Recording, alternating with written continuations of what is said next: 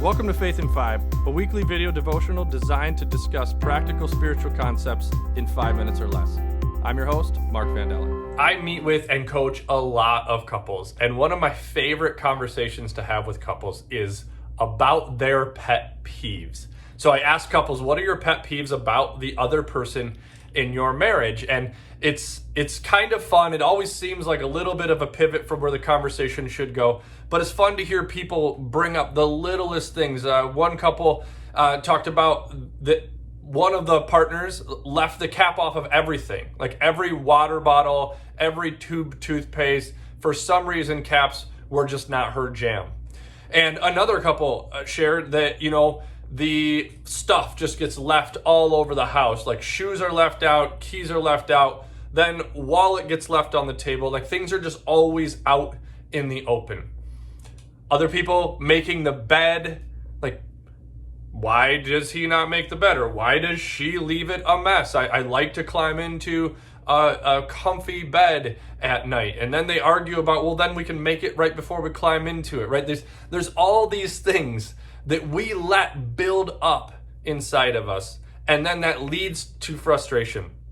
And so that's why I start with it, is if people can start talking about those things, the way you drive, being mad at traffic, just a whole long list.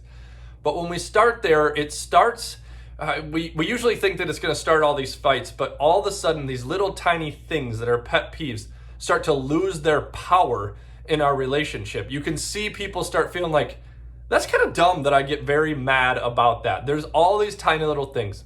And so we started this series about marriage mantras, and it's based on the ideas and concepts come out of a book called The 5 Simple Steps to Take Your Marriage from Good to Great. It's all research-based. It's a great book. I highly recommend it.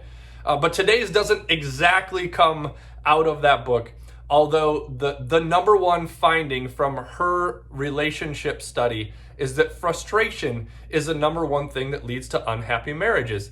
And so today's mantra is a little bit of a departure from that frustration piece, but it is as simple as marriage is not about you.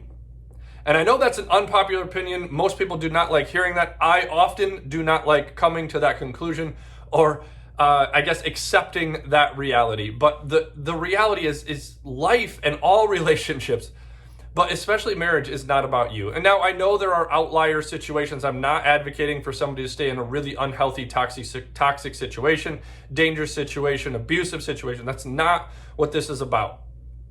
So those are outliers and need a lot more conversations.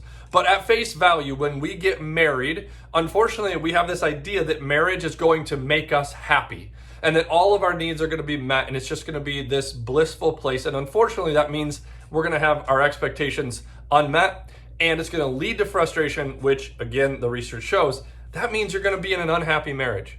But if we could flip that upside down and start seeing that marriage is not about me, and marriage is actually about meeting the needs of my spouse, then we will start engaging in happier conversations. We'll experience more happiness in our marriage. And honestly, this concept is so biblical that I often use a verse that supports this, that is not written at all about marriage. It is Philippians 2, 3 through 4.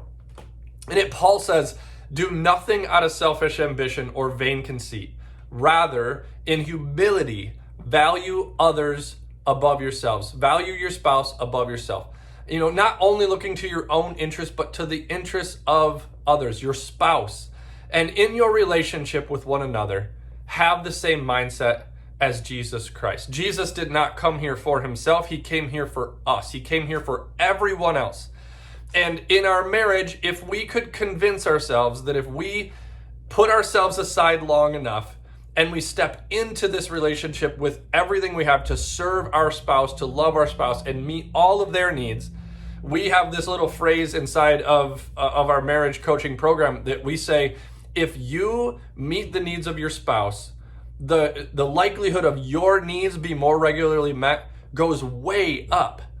But we have to believe that this mantra first, that marriage is not about us. It's not about making us happy. It's about growing together. It is about serving each other. And in doing so, it does lead to happiness.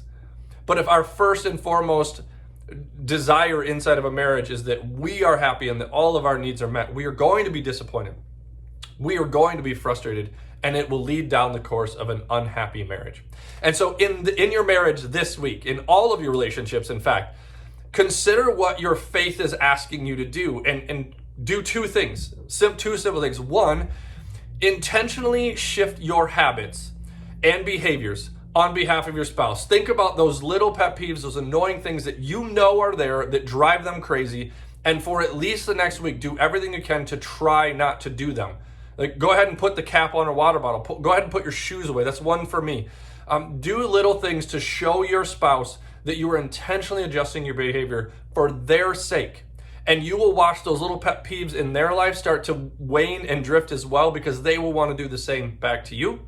And second, what is one thing you can do to serve your spouse in this next week? Put on the image of Christ and say, how can I serve my spouse this week? What could I do to meet their needs with no strings attached? Just love and meet their needs, because that's what our faith asks us to do.